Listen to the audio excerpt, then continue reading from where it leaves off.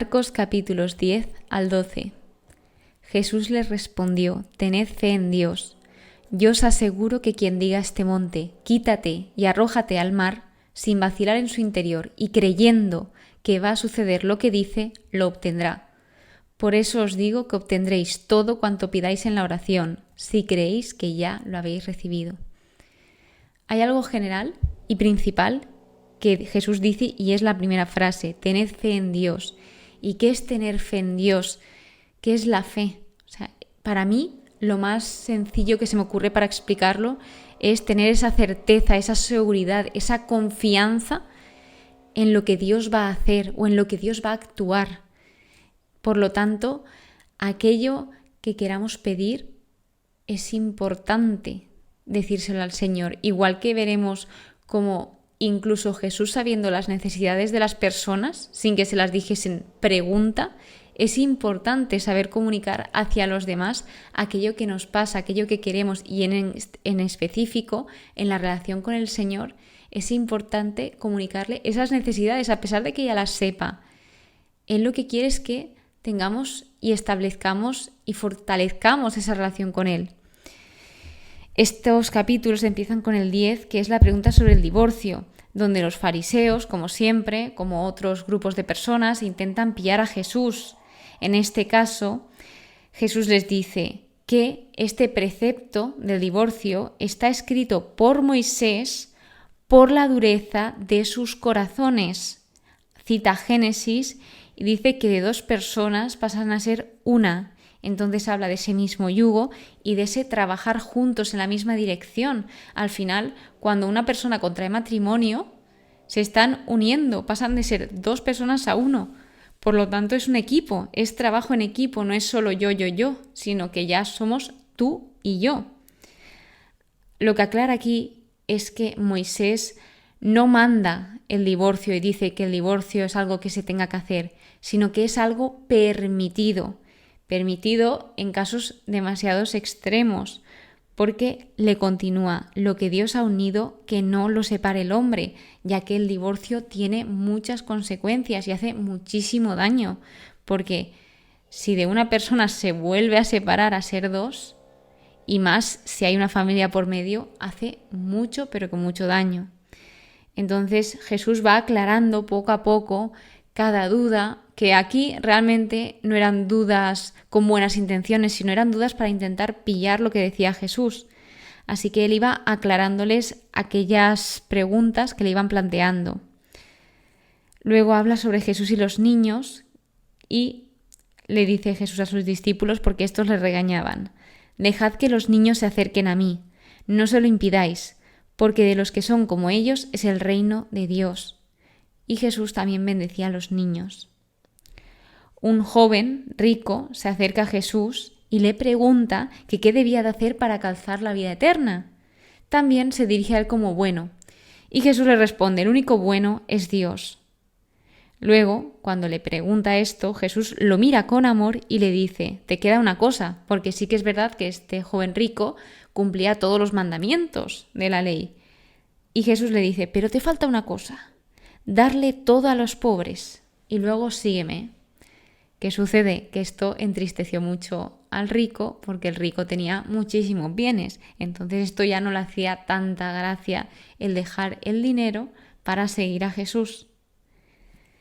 Jesús respondía ante esto: qué difícil es entrar en el reino de Dios. Y luego decía: para los hombres es imposible, sin embargo, para Dios todo es posible. Habla también del premio a la pobreza evangélica, que quien dejase por él o por el evangelio, que sería 100 por 1 recompensado en el siglo venidero. O sea, no habla simplemente de este mundo, sino de la otra vida, de la vida eterna. Y vuelve a remarcar que los primeros serán los últimos y los últimos serán los primeros. Vuelve a anunciar por tercera vez el anuncio de la pasión, donde los discípulos seguían asombrados y las gentes con miedo. Y luego Jesús aparece corrigiendo la ambición de los apóstoles, donde Santiago y Juan, los hijos de Zebedeo, dos de sus discípulos, le piden a Jesús sentarse a su derecha y a su izquierda en su gloria. Jesús les dice, no sabéis lo que pedís. Muchas veces nos sucede que no tenemos ni idea de lo que estamos pidiendo o creemos que estamos pidiendo algo que está totalmente cierto y que nos va a beneficiar muchísimo, pero no sabemos las consecuencias que puede llevar detrás esa petición. Entonces hay que discernir bien lo que pedimos, porque Jesús les pregunta, ¿podéis beber de la copa que he de beber? Y ellos enseguida responden, podemos. Entonces Jesús les dice, bien, pero lo que ellos comentaron de sentarse no era cosa de Jesús concederlo.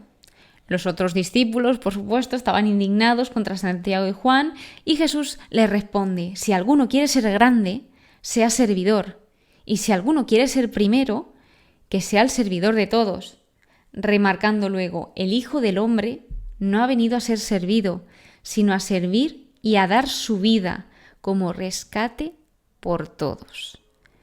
Es decir, el Mesías, aquellos que tantos esperaban que llegase el Mesías, Él no había venido a que le sirviesen y ya está, sino Él había venido a servirles a ellos, que esto también era una idea que a ellos les explotaba la cabeza, porque ¿cómo puede ser que el Mesías, que ellos imaginaban que era algo grandioso, que lo era, pero no era de la manera que ellos pensaban que iba a ser, sino fue grandioso, pero a otro nivel? Así que Él viene a servir y a dar su vida como rescate por todos. Aparece Bartimeo, que era un mendigo ciego, el ciego de Jericó, se titula este fragmento, y Bartimeo era el hijo de Timeo. Entonces ve a Jesús e insiste 2 veces, Jesús, hijo de David, ten compasión de mí, porque había personas que intentaban callarlo, pero él no dejaba influenciarse por estas personas. Entonces él gritaba más fuerte. Así que se ve cómo tenía esa fe determinada en alcanzar a Jesús, y así fue, porque Jesús le dice, ¿qué quieres que te haga? Jesús ya sabía, por supuesto, lo que quería que le hiciese, pero aún así le preguntó. Él nos pregunta, ¿qué quieres que te haga? Maestro, que vuelva a ver. Anda, tu fe te ha curado. Se curó y a raíz de eso seguía a Jesús. En el capítulo 11 se ve la entrada triunfal en Jerusalén, que llevándolo a días de hoy se celebra en el Domingo de Ramos, donde se coge un pollino atado sobre el que no ha montado todavía ningún hombre y se lo llevan a Jesús. O sea, 2 discípulos, Jesús les da instrucciones y obedecen aquello que Jesús les ha dicho. Y entra entre aclamaciones, Hosana, bendito el que viene en nombre del Señor. Luego es donde aparece la higuera estéril, que esto es en Betania, donde Jesús siente hambre y en una higuera había hojas, que esto simbolizaba que ya estaba al fruto, sin embargo se encontró la higuera sin hojas. Entonces él maldijo esta higuera y dijo que nunca más daría fruto, que esto es lo que luego se vio. Exposición de los vendedores en el templo. Vale, este es otro caso porque Jesús dice, no permitía que nadie transportase cosas por el templo. Él les enseñaba tras ver el percal que había allí.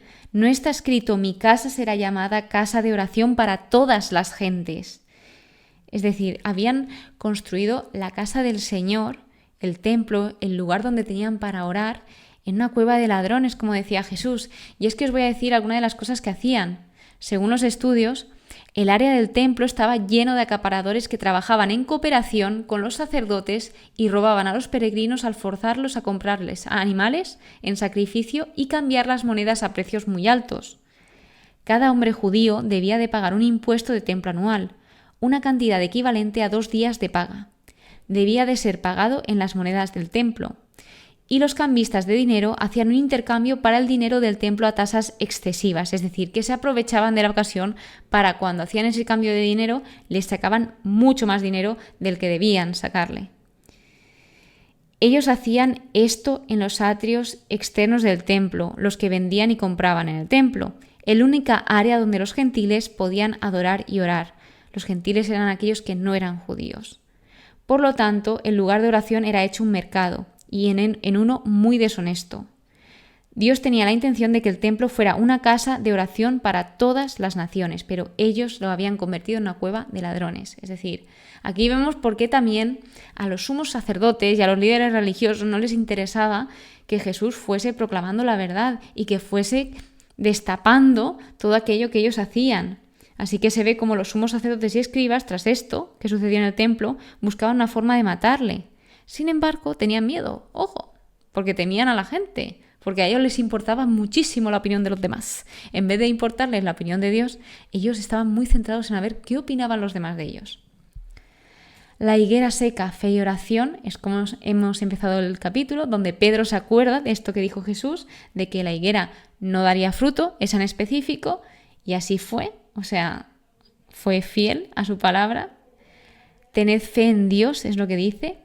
Y luego de tened fe y que cuanto pidáis en la oración os será concedido si creéis, dice, perdonad para que seáis perdonados, porque es muy egoísta el decir, que a mí que me perdonen, pero yo no voy a perdonar, porque nosotros hemos sido perdonados. O sea, Jesús pasó por todo esto, primero voluntariamente, porque nos ama ante todo. Es decir, y todo para el perdón de nuestros pecados. Entonces, si un hombre que no ha pecado ha muerto para que yo sea libre de mis pecados, ¿por qué no voy a poder perdonar a alguien que me ha defraudado? Es muy difícil porque el perdonar, sé que no en todas las ocasiones es fácil porque hay situaciones muy complejas, pero esto es lo que dice el Señor, de que debemos perdonar para poder ser perdonados. Luego aparece la controversia sobre la autoridad de Jesús, esto es en Jerusalén, y es cuando los sumos sacerdotes y escribas le preguntan a Jesús que con qué autoridad él hacía esto. Y dice Jesús, vale, os voy a hacer una pregunta. Si vosotros me la contestáis, os contesto a vuestra pregunta, pero si no, no os contestaré. Y les pregunta, ¿el bautismo de Juan era del cielo o de los hombres? Ellos no supieron responder, y algo que nos enseña esta parábola, entre otras muchas, es que en este caso los sumos sacerdotes y escribas no eran buscadores sinceros de la verdad. Ellos lo único que les interesaba era pillar a Jesús, no aprender. Entonces ahí se ve la intención que ellos tenían. El capítulo 12 es la parábola de los viñadores homicidas, donde es una parábola que cada vez que la leo me impacta mucho, porque se ve como un hombre, un propietario, planta una viña, y esta viña representa a Israel, al pueblo de Dios, y luego la arrenda a unos labradores, y entonces lo que hacen es cuidar de esa viña, que los labradores se refiere como a los gobernantes de Israel. El propietario va enviando unos siervos para recoger alguna parte de los frutos y cada siervo que enviaba al propietario pues o era golpeado, o lo descalabraron, o le insultaron, o lo mataron, o lo hirieron, que esto simboliza a los profetas, que Dios fue mandando a profetas. Por lo tanto llega un punto en que dice, bueno, si mando a mi hijo, seguramente lo respeten, pero va a ser que no, porque también hicieron lo mismo que habían hecho con los anteriores e incluso más, que es lo que sucedió con Jesús. Que Dios, a pesar de saber nuestras decisiones y lo que haremos, Él sigue confiando en nosotros, incluso más que nosotros en Él. O sea, Él confía en nosotros porque nos quiere, porque nos ama. Así que vemos cómo, a pesar de Él confiar, nosotros defraudamos al Señor, porque vemos cómo, aun mandándonos a su Hijo más querido, lo golpearon e hicieron muchísimo más que con los siervos enviados por Él. El tributo debido al César. Aquí habla de los fariseos y los herodianos, que entre ellos eran enemigos, pero se juntaron para ir en contra de Jesús.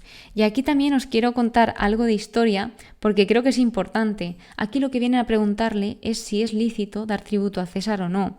Y es que desde el año 6 después de Cristo, los judíos fueron forzados a pagar impuestos directamente a las arcas del emperador. Algunos patriotas judíos, como los celotes, se rehusaban a pagar este tributo porque ellos no querían reconocer el gobierno romano como legítimo.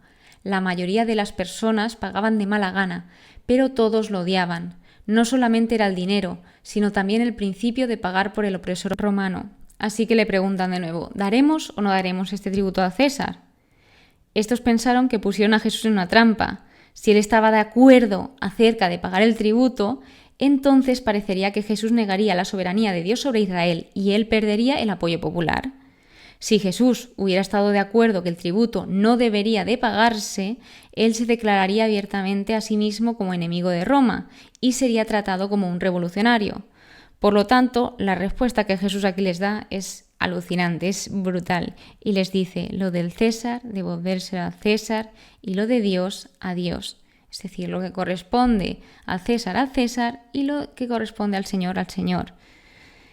Lo que hace Jesús es establecer los límites, regular los derechos y diferenciar la jurisdicción de los dos imperios, el cielo y de la tierra, que son dos cosas diferentes. Y esto se habla de la doble ciudadanía que tenemos nosotros como cristianos, que sí, que somos residentes o habitantes de esta tierra, pero también del cielo. Entonces hay que cuidar tanto nuestras responsabilidades aquí, porque vivimos en el mundo, y también nuestras responsabilidades del cielo. La resurrección de los muertos, los saduceos también tenían otro propósito, que era como afirmar o demostrar que la resurrección era absurda, y van a intentar de nuevo a pillar a Jesús, donde le ponen un caso de que hay 7 hermanos que se han casado con la misma mujer porque primeramente la mujer se casó con uno, se murió y había una ley que era la ley del levirato para seguir dando descendencia, y así tenía que casarse con el hermano de su marido para que así no se perdiese el nombre de esa familia. Entonces al final mueren los 7, muere la mujer y están sin hijos, y le dicen de cuál será la mujer. A lo que Jesús también le responde muy sabiamente: ¿no creéis que estáis en un error precisamente por no entender las Escrituras ni el poder de Dios? Ellos iban de que lo entendían todo, de que eran muy sabios en las Escrituras, pero Jesús les abrió los ojos y les dijo: no estáis entendiendo esto, ni el poder de Dios. Y además en forma reflexiva, se lo preguntaba para que ellos pensasen y reflexionasen. Jesús prosiguió diciendo: no es un Dios de muertos, sino de vivos. Estáis en un gran error. El mandamiento principal, uno de los escribas le pregunta que cuál es el mandamiento principal. Y en resumen, el mandamiento principal es el amor. Saber que Dios es único y que amarás al Señor tu Dios con todo tu corazón, con toda tu alma, con toda tu mente y con todas tus fuerzas, y amarás al prójimo como a ti mismo. Es decir, el amor hacia Dios y hacia los demás, porque amar a Dios te lleva a amar a los demás, porque te ayuda a ver a los demás como Dios nos ve. Cuando tú intentas pensar en el contexto de una persona, de ¿por qué estar actuando de esta forma? ¿Por qué está haciendo esto que no está nada bien? Y empiezas a pensar, tal vez esa persona no lo esté haciendo porque sea así, sino porque tiene un fondo mucho más allá. Así que Dios nos enseña a amar a todos independientemente de quiénes sean. Jesús continuaba enseñando, por ejemplo, también les hacía reflexionar sobre si realmente estaban entendiendo quién era el Mesías. La muchedumbre lo oía con agrado. Les advertía sobre que se guardasen de los escribas. Y por último, es una de las mejores partes, lo mejor para el final muchas veces, es el óbolo de la viuda, que era una viuda pobre, donde esta viuda tenía 2 monedas. Entonces había un arca que se llamaba el arca del tesoro, que era el cepillo exterior de la sala del tesoro, en el templo, para recibir las ofrendas.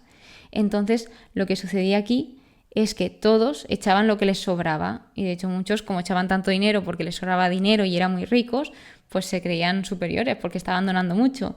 Sin embargo, la viuda había echado 2 simples monedas, que era todo lo que tenía para vivir. Es decir, esta sí que es una manera sacrificada, el darlo todo, aunque fuesen, imaginaos que 2 céntimos y que los ricos hubiesen tirado billetes de 50 euros, de 100.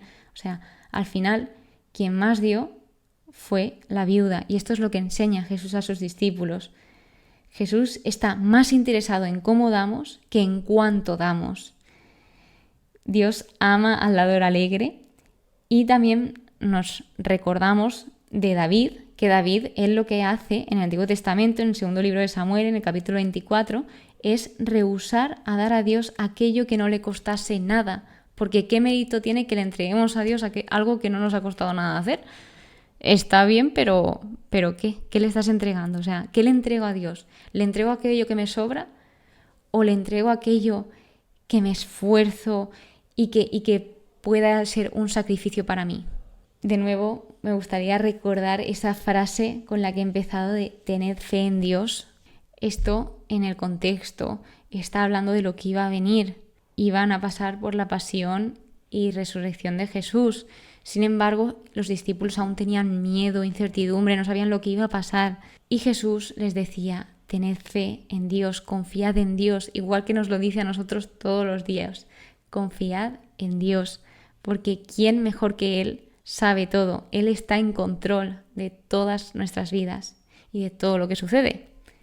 Muchísimas gracias por estar aquí, muchísimas gracias por escucharme. Espero que pases muy pero que muy buen día y que Dios te bendiga.